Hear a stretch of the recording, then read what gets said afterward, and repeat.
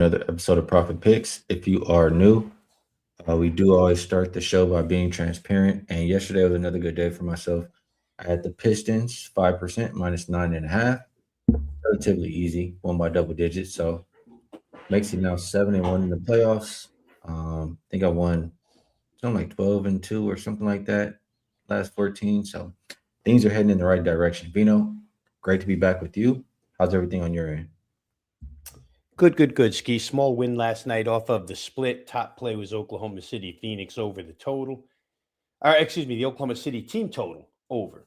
I think we discussed that on the show yesterday. Um, the smaller loss was the Jalen Duren points and rebounds, which I left here as a best bet yesterday. So apologize to the crowd. Duren only got to like 20. I forget, maybe 20, something in the 20s, but it wasn't enough to get to 30, which is what I needed. So we'll take the small profit. I think that makes my playoffs 6-4 right now. So we'll look to get on top of that here and spread that margin a little bit. I got to talk about something here, Vino. Oh boy. So, two comments, one on the show right now and one from yesterday. Okay. I'm going to start with my guy, Prolific. Shout out to Prolific. He says, "What up, Ski? Don't hold out on us today. Give us a banger. And don't let the clowns in the chat get to you. You're better than that, real talk." So, the other comment from yesterday says, "Thank you, Vino, for actually giving a play. Yeah. I read it. I read it. This Go other ahead. guy did the same thing during best bets every damn day. Change the title to just NBA breakdown. Hey, listen, there's usually 2 or 3 games a day, and I'm making probably one, maybe two plays a day. So am I supposed to give a 5% and have people go buy it and then come out and just give it on here for free? No, that's not how it works. So if you want, when I have one play, you see we're on WagerTalk, YouTube, you know where WagerTalk.com is, you know where to find it if you want one bet that I'm making. I can't come out here and just give you the one bet that I'm making that everybody else is paying for. It just doesn't work like that. So with that said, we'll move on to tomorrow, unless there's anything else you want to add. Nope. I didn't want to add anything when I read it. I don't want to add anything now. The only thing I will say is that we do this show together. I mean, I'm a guest on Skee's show basically every day, but we also do work for a company, and there's rules and guidelines you got to follow. People do buy these plays, and it'd be, very, very unfair to release a play as strong as the one Skee released, the 5%, and then just come on here and give it to everybody for free. It wouldn't make the customers and the long-term subscribers real happy. So that's the idea behind that. We're doing the best we can with 2-3 games, guys. We're doing the best we can. And I didn't do real well for you yesterday, so I don't want to take any credit for giving out Jalen Duren points and rebounds. If you're like Hayden, and you actually listen to when we're breaking down the games, you can go ahead and find those winners on your own. Says that's crazy. Somebody talks, I listen to your advice/lean on the under in the Pistons game and cashed easily. Yeah, we talked about it, right? And those good old breakdowns that the guy was talking about. Yeah, they are So if good you old listen, breakdowns too. you can make some money. You know what I'm saying? If you want the picks and don't want to hear anything, is the way to get them. When I can share, I absolutely will, but it just Hey can't be guys, every day. there's places where you can go and get zero breakdown and a lot of picks. And they're all over the place. And there's So places where you can get picks that people are not betting. They just give them to you. yeah. I'm And putting we'll my end money it on there. everything I'm giving out. Yeah. I'm not just gonna give you something just to give it. Right. Right. All right. I think that's enough for today. Yes. Knicks and Hawks.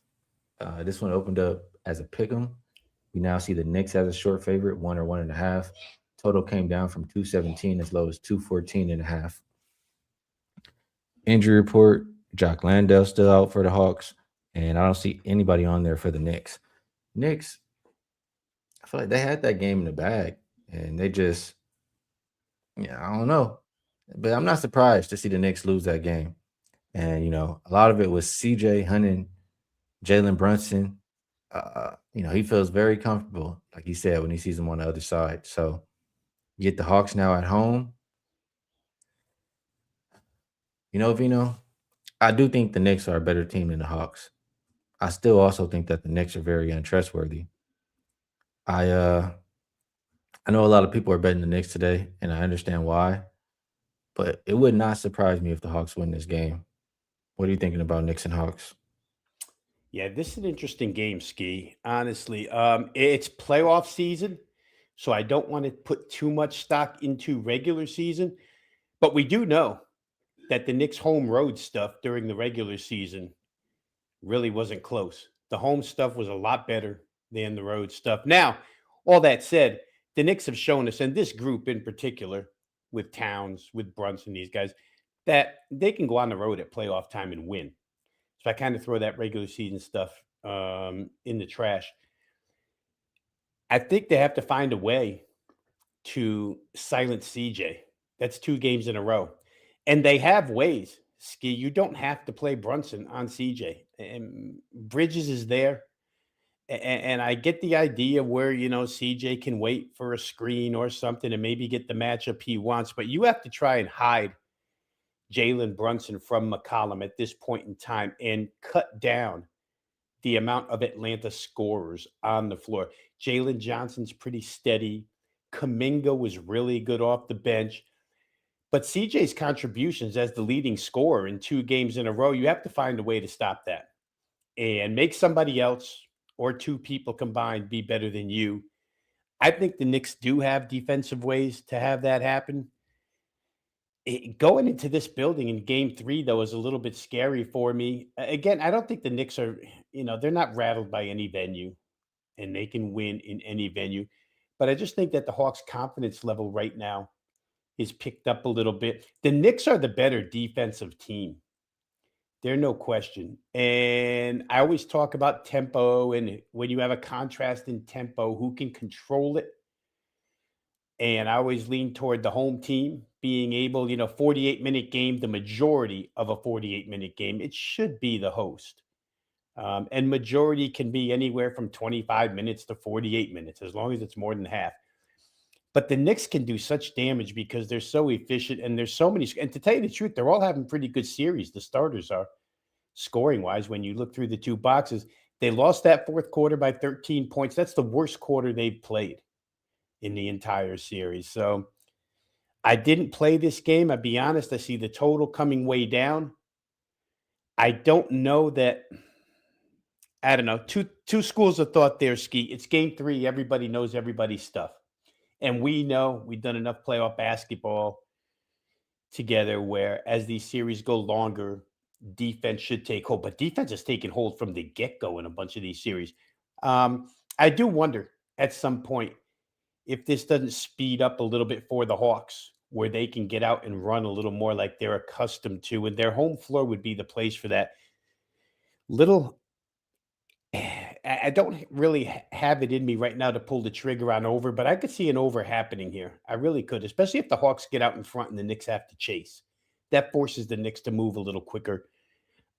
So for me, no play for clients or in my pocket, but slight leans towards a possible over.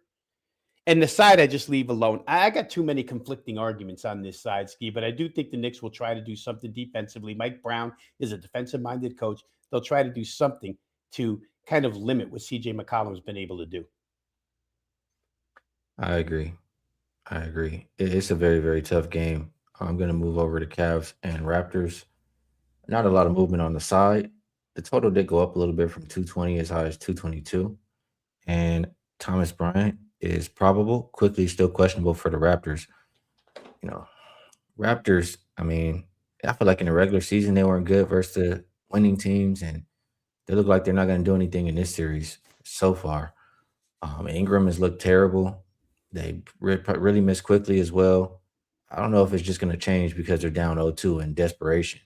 I mean, I don't think I trust this Toronto team. The Cavs, the past few years have been so how do I say, like disappointing for them, right? Compared to what their expectations or their goals are. I don't think they're letting up in these kind of games. I don't think they're satisfied. I think they'll go ahead and just probably even sweep the Raptors. That's how I feel about the Cavaliers right now. What do you think about this one, Vino? Cavs Raptors.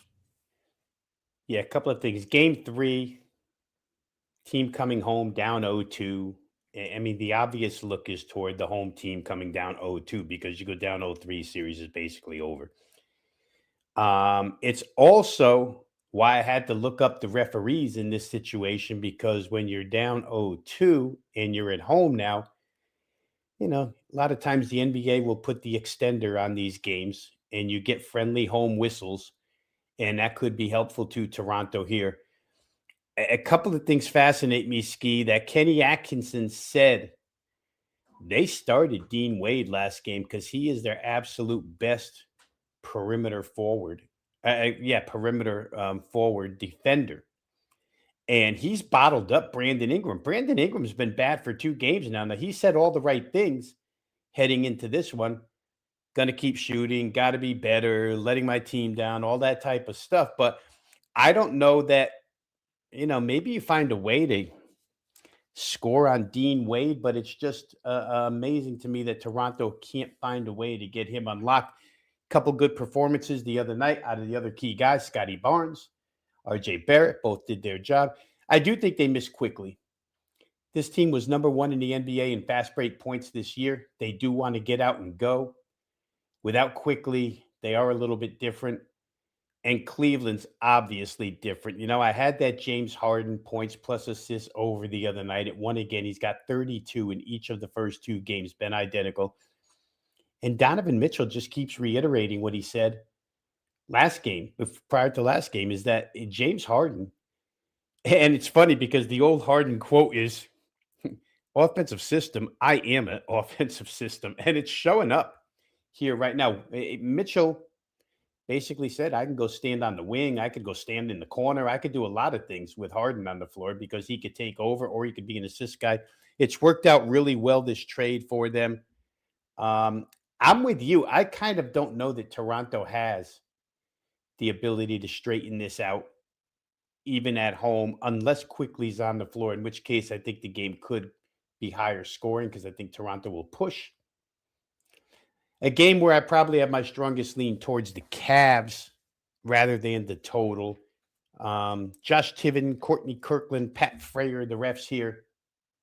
I don't know. Maybe they do whistle toward Toronto. That's a risk that you run if you play Cleveland here, but I think that's the way I would lean. All right. We both looking towards the same direction in that one. This next game, we're getting injury news right now. Aaron Gordon now downgraded to, let me just make sure I get it correct. Downgraded to questionable with a calf injury. So not ideal if you like the Nuggets. This one did open up -1.5 for Denver. It looks like 2 right now. Total open 231.5. It looks like 233 or 233.5. Clark, the only person I see, or no, Clark, Edwards, and Terrence Shannon Jr. questionable for this Wolves team. Peyton Watson also out for the Nuggets. Um, man, a lot going on in this game. Aaron Gordon is a big piece on both sides of the ball. That would be a big blow for this Nuggets team if he cannot go in this game. Um, you know, I like that if everybody's healthy, I'd like to think that the Nuggets bounce back here. You know, um, the way they gave up that game after being up 19 points, then getting called out by Jaden McDaniels. Nobody can play defense. I would like to think that the Nuggets can respond. Um, that Aaron Gordon injury definitely scares me. I'll say, I think, what about this, We've seen them get called out before. We've talked about this throughout the season, mostly by their coach, right? I remember he said, if we're going to do anything special this season, we're going to have to play defense. They played defense for a few games after that. I mean, I see this kind of similar. I think this will be a lower scoring game. At the very least, we can expect defense from both teams. How do you view it? They actually played defense for 5 quarters in this series. Now, what you have to ask yourself is, did they play good defense or was Minnesota just running bad offense? because you're watching that game 39-25 after one, and even the broadcast team is telling you, why is Minnesota floating around the three-point line? Why aren't they attacking the rim? And then they go after the rim. They win the second quarter 39-25. Close game the rest of the way, but they get it done.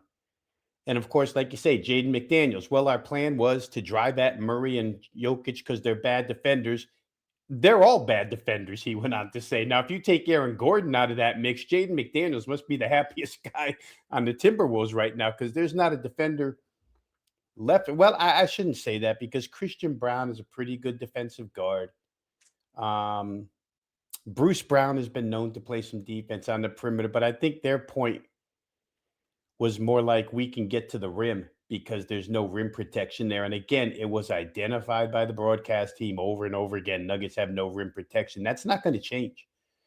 If guys like DiVincenzo and Edwards and all these Minnesota guys who like to get to the rack can get there and they don't fall in love with the three, they do probably win if Gordon doesn't play. And Aaron Gordon, to your point, when he was out during the season, Skee, they couldn't stop anybody when Aaron Gordon was out. When he came back, they started to play a little bit better. I think their focus will be there. It's a veteran team. And I'll add one more thing real quick. I think the day of rest helps Denver because anybody who watched the fourth quarter, you'd have to agree that every single shot put up by Murray and Jokic was front rim. It's like they were just dog tired, those guys. They could not get anything to go. And it was all front rim stuff. And a lot of Jokic's stuff was easy stuff he makes routinely. Jamal Murray, again, Jokic even failed to take a shot, a floater at the end of the game that generally he'll take, but he passed instead underneath to Brown, and Brown blew one of two free throws. So I think the day of rest is helpful to Denver. Obviously, the injury to Gordon is not helpful to Denver. And Scott Foster is the head of this ref crew. So anything could happen here. I'm not quite sure.